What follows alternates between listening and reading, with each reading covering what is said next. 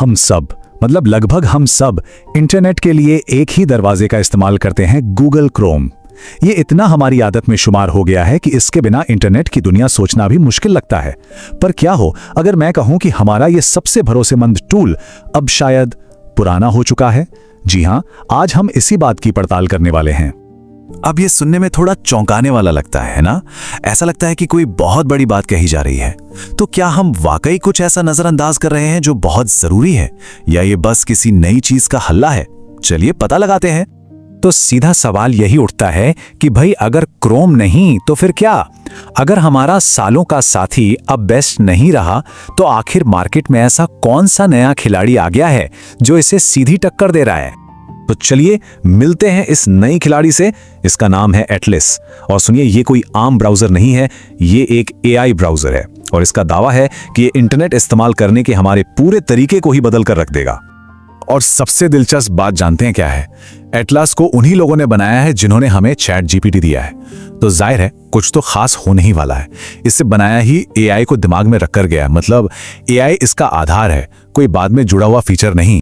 तो एटलस में ऐसा क्या है जो गूगल क्रोम में नहीं? चलिए इसके 3 सबसे पावरफुल फीचर्स को देखते हैं और समझते हैं कि ये कैसे गूगल क्रोम को पानी पिला सकता है। एक एक करके देखते हैं। जरा सोचिए, जब हम कुछ गूगल करते हैं तो क्या होता है? हमें जवाब नहीं मिलता, हमें लिंक्स की एक लंबी लिस्ट मिलती है।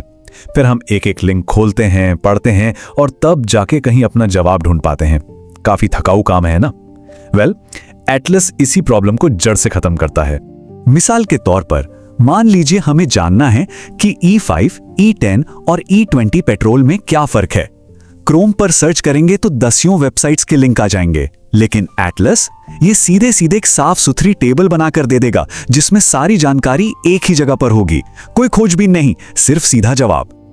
और देखिए, असली फर्क यहीं पर है। गूगल क्रोम हमें जानकारी ढूंढने के काम पर लगाता है, जबकि एटलस वो काम हमारे लिए खुद करता है। इससे हमारा कितना कीमती समय और मेहनत बचती है ना?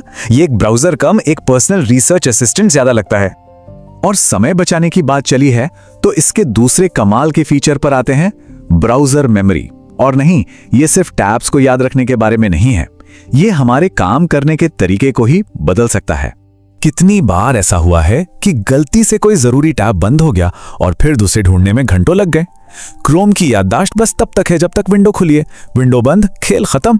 लेकिन एटलस एक डिजिटल डायरी की तरह है। ये हर जरूरी चीज को हमेशा के लिए याद रखता है। ये कोई मामूली फीचर नहीं है, ये एक क्रांति है। सोचकर देखिए, हम एक ही चीज को बार बार खोजने में कितना समय बर्बाद करते हैं।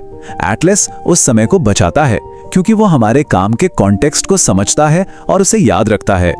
लेकिन अब जिस फीचर की बात होने वाली है वो सच में गेम चेंजर है। इसे कहते हैं एजेंट मोड। ये हमारे ब्राउजर को एक टूल से सीधे एक पर्सनल असिस्टेंट में बदल देता है जो हमारे कहने पर काम करता है। जरा इस उदाहरण को देखिए। हम एटलस को बस एक कमांड दे सकते हैं कि Amazon पर जाओ, 2000 से 10,000 के बीच बेस्ट हेडफोन ढूंढो, उन्हें 4 स्टार रेटिंग के हिसाब से फिल्टर करो और उन सब की लिस्ट एक नई गूगल शीट में डाल दो। बस, और ये सारा काम अपने आप हो जाएगा। ये बिल्कुल वैसा ही है जैसे कोई डेटा एंट्री वाला हमारे लिए काम कर रहा हो। जो काम करने में शायद घंटों लगते, वो अब बस कुछ मिनटों में हो सकता है।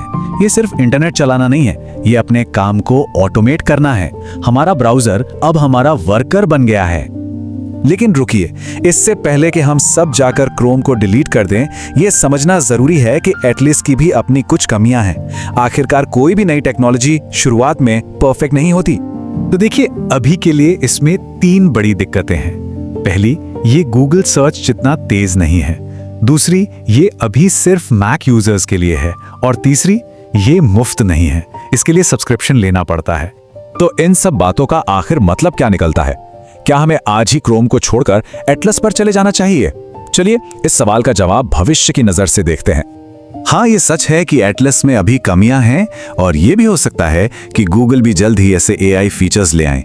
लेकिन असली बात ये नहीं है। असली बात ये है कि एटलस जैसे ब्राउजर जो पैदा ही एआई के साथ हुए हैं, वो हमें भविष्य की एक झलक दिखा रहे हैं। ये हमें सिर्फ सर्च करने से आगे ले जाकर काम करवाने की दुनिया में ले जा रहे हैं। और शायद यही वो सवाल है जिसके बारे में हमें सोचना चाहिए। हम एक ऐसे दौर की तरफ बढ़ रहे हैं जहां ब्राउज़र सिर्फ जानकारी देखने की एक खिड़की नहीं होगा, बल्कि वो एक स्मार्ट असिस्टेंट होगा जो हमारे कामों को आसान बनाएगा। सवाल अब ये नहीं है कि ये बदलाव आएगा या नहीं, सवाल बस ये है कि कितनी जल्दी आएगा।